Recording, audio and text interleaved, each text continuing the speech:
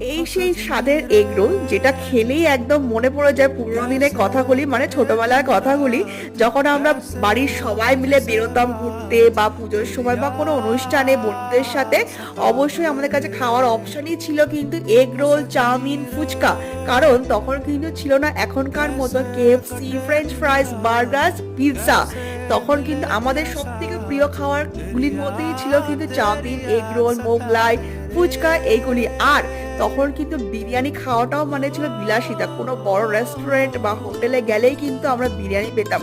এখনকার মতন কিন্তু হাড়ি হাড়ি নিয়ে বসে থাকতো না অলিতে গলিতে বিরিয়ানি। আর এখন বেশিরভাগ রোলের দোকানেই বানানো হয় লাচ্ছা পরোটা দিয়ে এগ রোল, যেটা কিন্তু খেলে একদমই পুরোনো সেই স্বাদ পাওয়া যায় না। পুরোনো স্বাদের জন্য খেতে হবে কিন্তু এই প্লেন পরোটা রোল, আর যার মধ্যে থাকবে একটু শশা কুচি, পেঁয়াজ কুচি, টমেটো সস, একটু লেবুর রস আর বাদাম। ব্যাস, একদম রেডি সিম্পল এগ রোল, যেটা